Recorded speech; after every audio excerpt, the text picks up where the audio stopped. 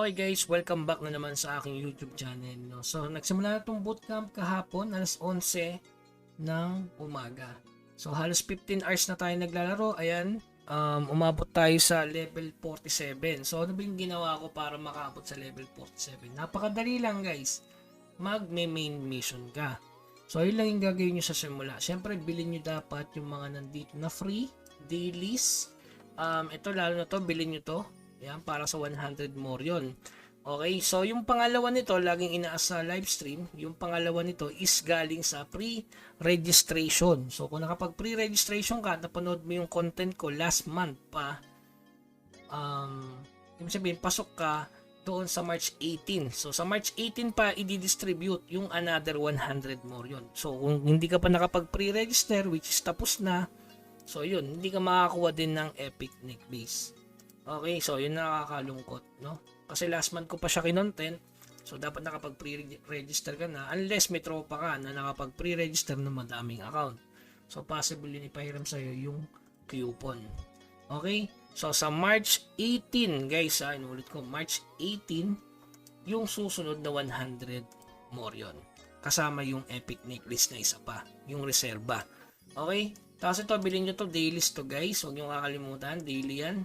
Tapos ito, may required level. So ito na lang kukunin ko, reach level 55. Ang ganda kasi ng bootcamp, kasi halimbawa nag-level, kaya nire-rush natin yung level, is every level kasi may bigay na reward, lalo na dito. O yan, pag level 52 ka, makakuha ulit ka ng artisan. Yan, pag level 47 dito, makukuha ulit yung artisan. May free rare glider ka agad. Ito, kunin nyo agad dyan sa simula, bibigay ng libre ni Night Rose. Tapos ganito rin dito guys, level 48, 50, 55, 60. So tapos ang pinaka-the best pala dito is pag level 58 ka, kasi may nag-aasa sa akin kung hanggang level 55. So based dito guys, walang limit ang level. Ito nyo naman, may dalawang artisan dito. Tapos syempre ganun din sa summon. Kapag level 55 ka, may chance ka makakuha ng legend to epic to legend. Which is yan, 99% yung epic, 0.5% naman yung legendary. Okay? So ayan, napakahalagang bilhin yan. Tapos pangalawa, pang simula ka, step up. Ito pang summon to guys. Tapos weapon style, alchemy, ayan, 100k. Pangatlo na gagawin nyo ay yung golden crow. So may content na tayo regarding dyan sa matatagpuan yon. Sa Abilius, Celano, Bastion, at saka Tronitel. Sa Tronitel, para makatungtong ka, kailangan mo tapusin yung chapter 30. Okay? So chapter 30 lang naman guys, ito. Level 40 madali lang naman kasi kapag nagme-main mission ka, nakakabuo ka ng epic equipment. So marami nag-aasa isang nanggaling to. Yun nga, kapag nagko-quest ka, ika-craft mo lang mga boss, punta kayo sa crafting. Ayan. Papyrus lang yan at saka yung Morion. So libre lang siya, kailangan mo lang mag-main quest. So may nag-ask, magiging permanent ba to? Yes, magiging permanent siya kapag na plus 9 mo, tapos ika-craft mo gamit ang 10 frozen tier. So saan tayo kukuha ng frozen tier? Sali kayo sa guild, sa mga bago dyan. So merong guild dungeon kasi, which is may bigay na frozen tier yun, papyrus, para makapag-craft ka ng maraming ganito. Kasi pwede kang mag-craft nito 4 times weekly guys. So ibig sabihin, for 81 days, pwede kang makakuha nito ng 48 pieces. Kaya possible na ma-plus 9 mo to, at ma-plus 7 to, which is napaka-OP yan guys. Epic yan eh. So libre kung mapa-plus 7 mo. Magiging permanent siya. So napaka-OP ng alt mo kung sakasakaling swerte ka sa pagdating ng pag-a-ups nito. Okay? So ang problema lang dito yung papyrus. Napakamahal ng papyrus dito sa server na to kasi hindi siya nabibili sa token. Kaya nag-grind ako dito ngayon sa Erleta Temple. So diyan ko na yan tutulugan guys. Siyempre pahinga-pahinga din pag may time. So dito ko natutulugan niya, malaki naman ng XP guys, kita nyo naman, ayan o. Ayan yung XP niya, 0.01 guys, at level 47. Ayan, solo pa ako dito sa ngayon, kasi ang ranking natin sa level, ayan, yan, pang 8 tayo mga boss sa ranking, no? So yun. So gagawin mo lang main quest, kung gusto nyo makita yung mga boss fight para may idea kayo, so pwede nyo pindutin yung link sa baba. So yeah, may mga boss fight dyan kung anong chapter, kung ano yung defense na kailangan. Kasi kailangan nyo magkaroon ng guide na ganyan at ma-inspire kasi first advance yan eh.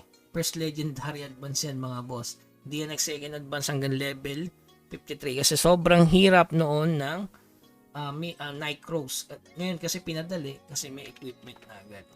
Okay, so ang tips ko dito, mag-focus kayo sa codex kahit at least 30. Tapos kunin niyo yung mga ACC. Ayan. MP Regen, ayan, MP Regen, PBACC, PB Basic, tsaka ACC. So, kailangan nyo lang at least 30 codex. Kung kaya mo naman mapakabot ng 100, yun, makukuha mo pa yung Depth Plus 4, Damage Red, HP Potion, Regen. So, kaya 30 muna panimula. Ang kunin nyo lang yung madadali.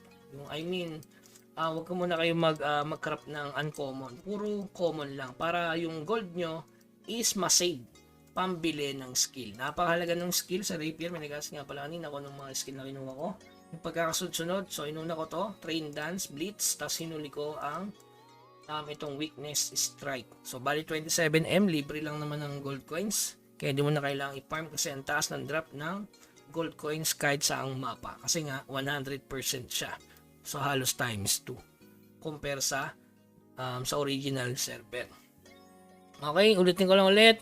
Yung regarding sa pre-register coupon, sa March 18 pa siya, based dun sa Discord. Yan, basahin nyo lang, sinabi yan sa Discord na March 18 pa nila i-distribute via mail na dito.